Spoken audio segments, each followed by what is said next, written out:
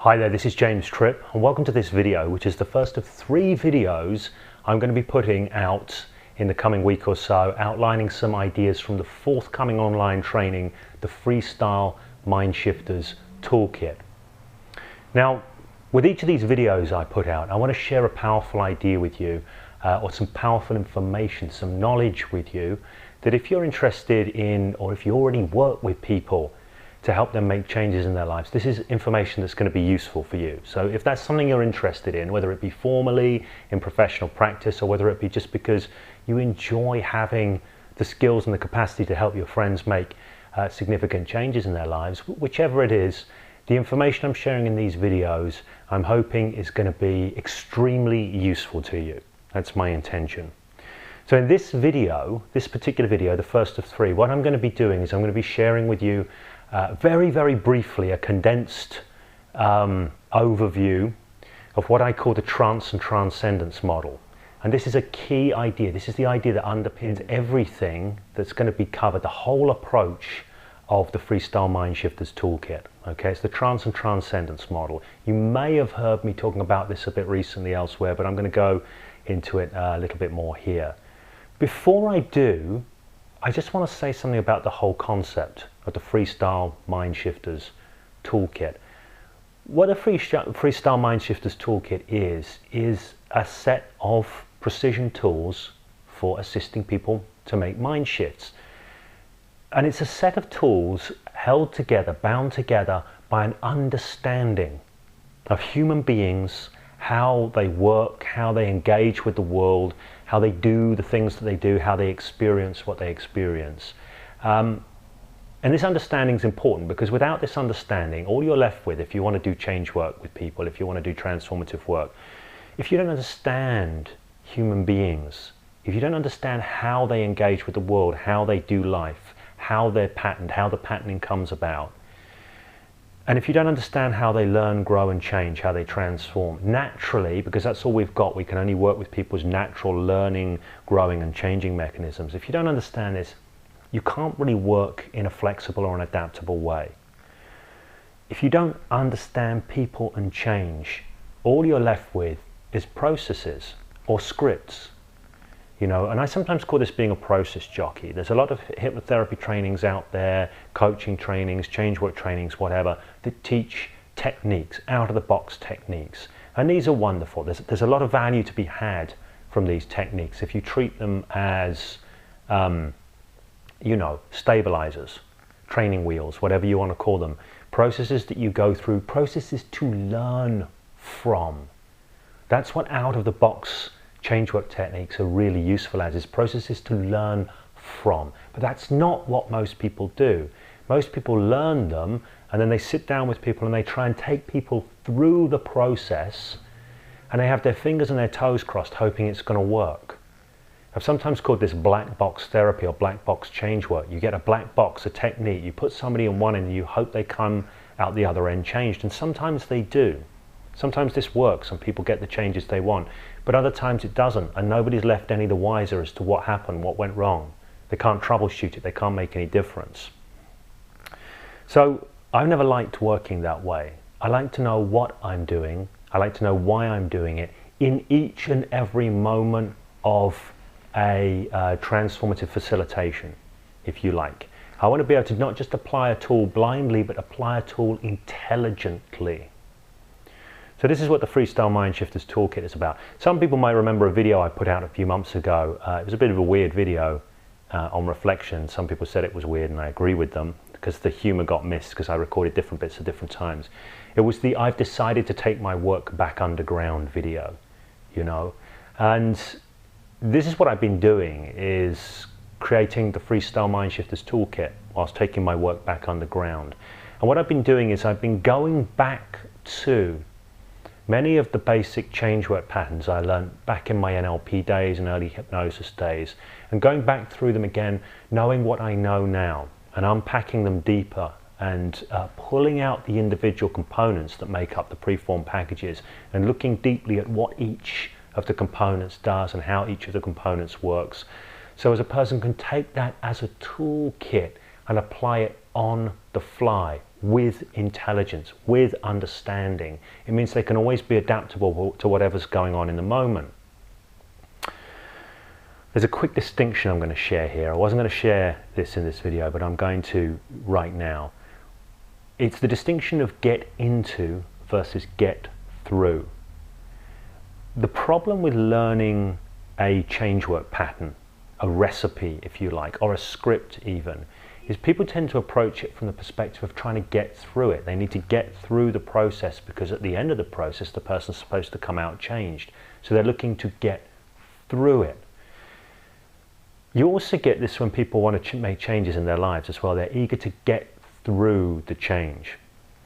Now the truth of the matter is if you stop trying to get through change and get through changework patterns and start getting into change and into the aspects of what you're doing in the moment, the more you go deeply into change rather than trying to get through change, the more powerful the change tends to be.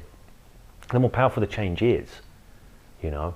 I used to teach this years ago when I taught Systema. I would get people who would learn, they would want to learn a particular throw, for example.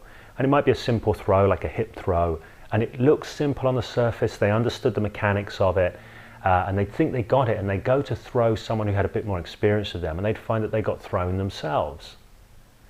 And people used to come to me and say, what am I doing wrong here with this throw? And I would always say the same thing. I would say, think small. Think small. Instead of trying to get through the throw, you know, having the end point there and just trying to get through it, get into every moment of the throw. Every moment. So the first thing you want to do is just feel your way into the opponent's balance point. You don't want to do anything until you've felt your way into their balance point and you know where they are. Then when you know where they are, you know what you have to work with. You know, so I would say to people, think small, and this is a different way of saying get into each moment deeply, connect deeply with a full mind-body intelligence into each moment. And this is a key thing with doing transformative work with people. You want to be fully connected in the moment, going deep into each moment. Now, if you take this mindset and you go back over and you look at old NLP patterns and these kind of things, what is each moment? What is each maneuver about? And if you go deeply into that, what do you find? And if you go even deeper into each aspect of the aspect you've gone deeply into, what do you find? Going deeper, deeper, deeper, understanding the subtleties. Then you can really feel your way into the balance points of the system and make the subtle maneuvers, the subtle shifts that ripple out and create those grander transformative effects. So this is what the Freestyle Mindshifters Toolkit is about. It's about understanding what you are doing, why you are doing it in each moment, and having an exquisite array of tools and choices that you can apply in the moment in real time. This means going beyond scripts, it means going beyond techniques, it means moving to that place where you can improvise, like a highly skilled jazz musician, you know. You get a highly skilled jazz musician, or any kind of musician, blues musician, whatever, rock musician, who can improvise. They can improvise because they have a deep understanding of what they're doing, and they have a collection, a repertoire, if you like, of licks and riffs and bits and pieces, which they'll roll out and they'll reconfigure based on what's unfolding in the moment. And sometimes they'll create entirely new things as different things come together. This is where true creativity gets to come from, but you need the base, right? You need the base understanding. Nobody gets to be a high-level jazz musician by just picking up a guitar and playing random stuff. They need to understand deeply what it is that's happening. So the first thing I want to share with you here, the first big concept upon which everything else is based, is what I call the Trance and Transcendence model. The Trance and Transcendence model. Now, the thing I want to be clear about right off the bat is the way I'm using trance, the way I'm using this phrase, is quite differently from how most hypnotists will use it. Most hypnotists, they will talk about putting people into a trance, and they will even equate hypnosis with trance. Hypnosis is trance, and it is a specific signature state that, so the story goes, you put somebody into and they become more responsive to suggestion or unconscious reprogramming or whatever. And that's what hypnosis is about, this special state called trance. You put people in it, they become responsive to your suggestions as a hypnotist.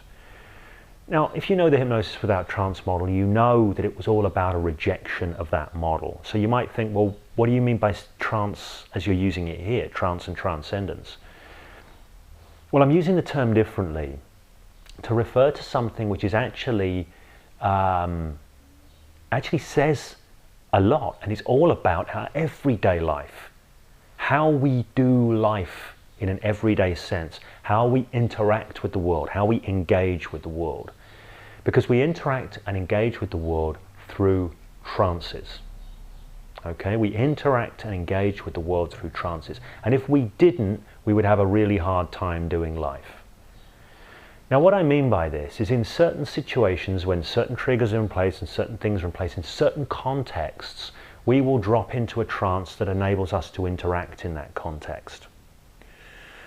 So, to give you an example, a top-level golfer, they need to drop into their top-level golfing trance in order to be able to operate really well in the context of playing golf.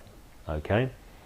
If I'm a good networker, for example, I might show up at an event and I might be really great. Let's say I'm a really great social connector and I drop into my social connection trance, okay, in that moment, and I'm going to be a particular way. That trance will inform what I am aware of, and it will inform the behavior that comes out, and it will be largely automatic. I mean, right now I'm in a video making trance. Okay, so I don't even know the next word that's going to come out of my mouth in many ways. I'm just in my trance that makes the video. It's an adapted trance for this context. So this is what we do. We have driving trances, we have high performance trances, we have trances with which we interact with our family. Okay, you might find that you're different with your family from how you are with people at work, all of these things. Okay, these are trances. We do the world through them. Now, when we're born, when we're babies, we have a few default trances. Let me just say this.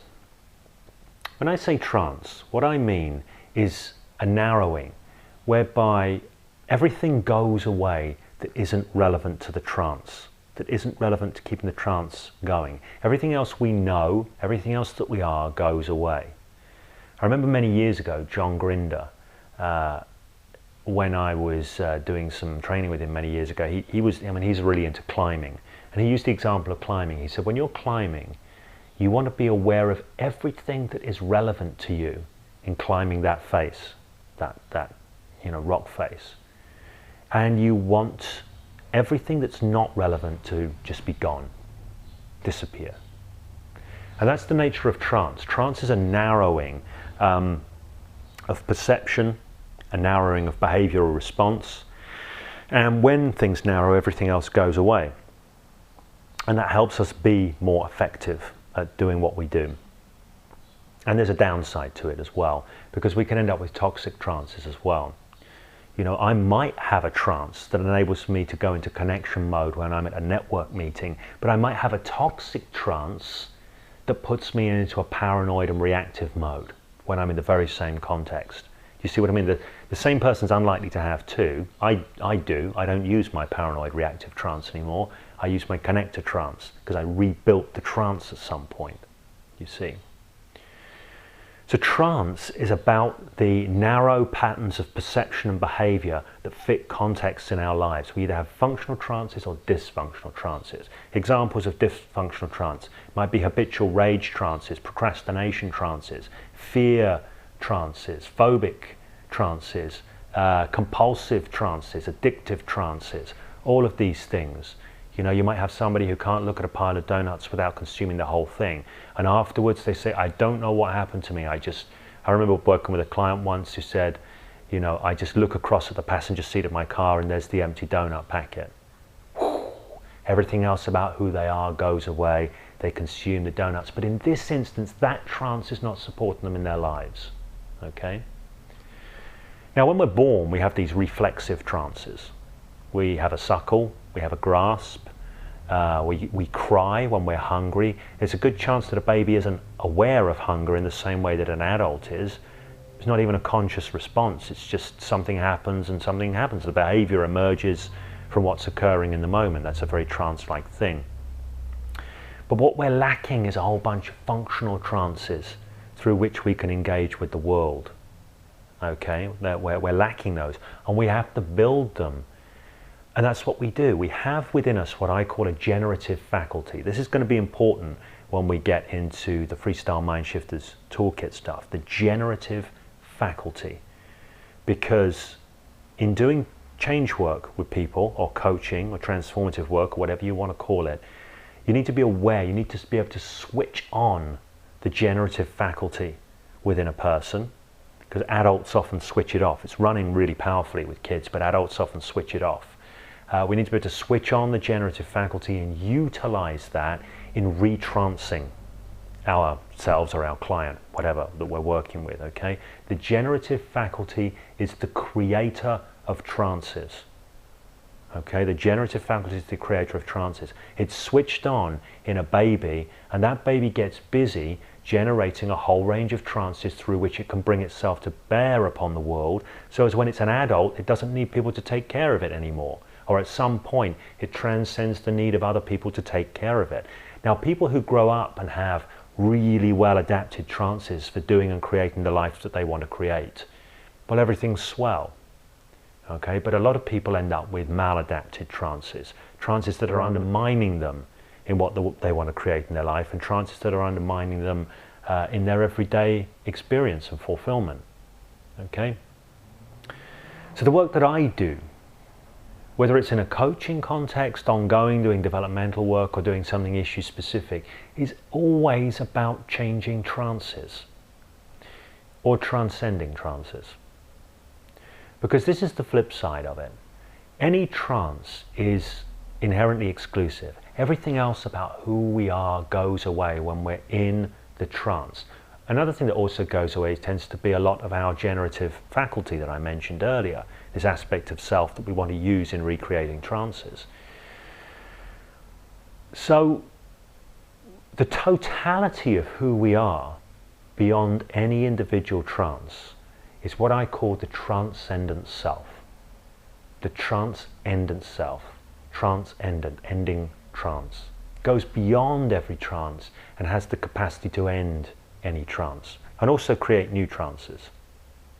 So this is a really key thing, and I'm going to share with you in the next video a mind map which gives different directions for going in when working with somebody to get a transformative shift taking place. And it's based on the Trance and Transcendence model, because sometimes we're going into people's trances and disrupting their trances.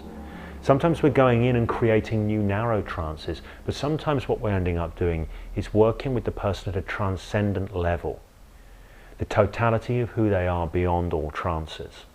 Because when somebody becomes empowered at the level of the transcendent self, they have a far greater capacity to maneuver in relation to their own trances, to take trances offline that aren't serving them anymore, to go inside of those trances in a different way and restructure them from the inside out when they're not serving them anymore, to think imaginatively and create new trances that might serve them better in their life. This is all activity that can only be undertaken by the transcendent self. Okay? But some people's transcendent self isn't possessed of the appropriate knowledge and understanding. Some people's transcendent self is too busy being pushed out by trances of low self-esteem, trances of lack of self-worth, self-undermining trances, that some people, they never get to connect into their transcendent self. So this is a key idea with the Freestyle Mindshifters Toolkit, because we're always going to either be doing one of two things: working with trances in various ways, creating new resource trances, or rewiring resource trances from one context to another, depotentiating toxic trances, taking them apart, shifting them, moving them, or sometimes just transcending them, sometimes just parking them. And also working at the level of the transcendent self. That is everything else that you are beyond any given individual trance. Because the transcendent self is the governor, so to speak. You develop the transcendent self and you develop your power to transform your own trances as and when you need to make adjustments on the fly and this kind of thing. Same with working with clients. This is one of the bigger aspects of doing generative coaching across time. I will work with people's transcendent self. So their overall pool of resourcefulness and maneuverability goes up, and they start to be able to, you know, when a trance isn't serving them, do something about it much more effectively, much more easily, connect themselves with what they need in order to create what they want to create in the world.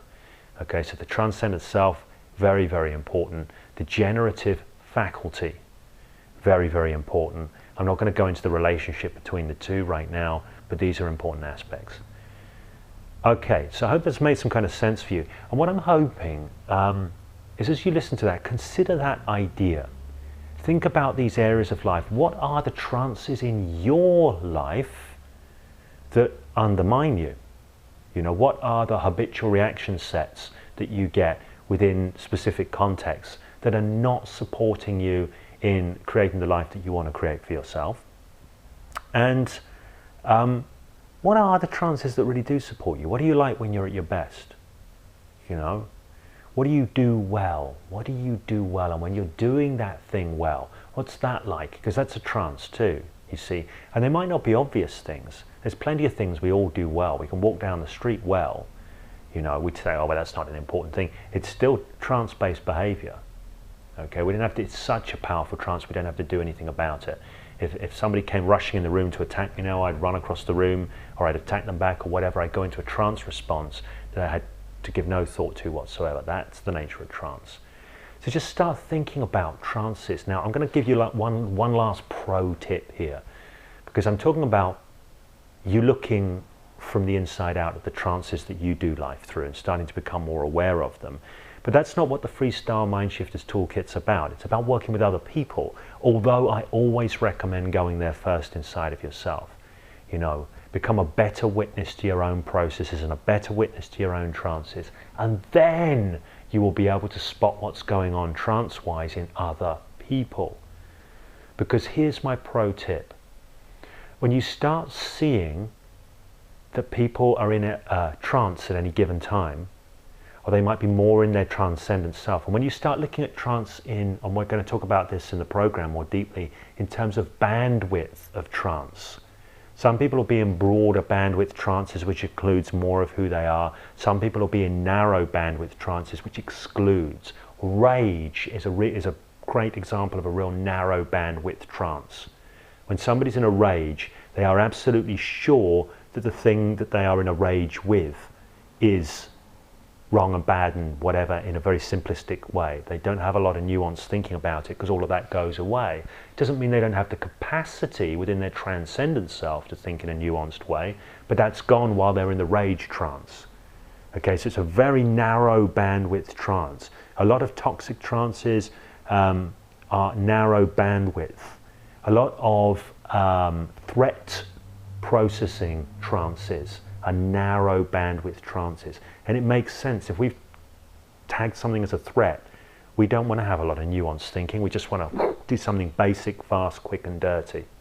So they're often narrow bandwidth trances. So we're going to be looking at this. Now here's the thing. Once you start to understand within yourself and within people's lives this idea of trance, bandwidth of trance, trance and transcendence, you can spot it. You can spot it, and you can start to realize that in any given moment when you're interacting with someone, you're not really interacting with them, you're interacting with one of their trances. Okay? In any given moment. This is true for friends and family and people you know and professional colleagues, but it's also true when you sit down to do some change work with somebody, some coaching with somebody. You will have that person show up, and they will show up through a particular trance. In any given moment, they might be right inside of their problem trance. They might be inside of another trance, which is a low self-image trance, and that might be where they're considering their problem trance from. The trance they're considering their problem trance from doesn't have the resources to solve the problem. Okay? They might show up in a broader bandwidth state, more connected to their transcendent self. You see. Now they can do good work from there, but they also need to be able to dip into the trance that they're changing. So if you can start seeing where somebody is in terms of trances in any given moment, and as a part of the key skill set here with the Freestyle Mindshifters Toolkit is being able to move people in real time in terms of trance. Okay, move them into their problem trance, move them out of their problem trance, move them into their transcendent self, move them into a different resource trance, bring this resource trance in here. You know, it's this maneuverability in terms of trance and transcendence, and it starts with an awareness at any given moment.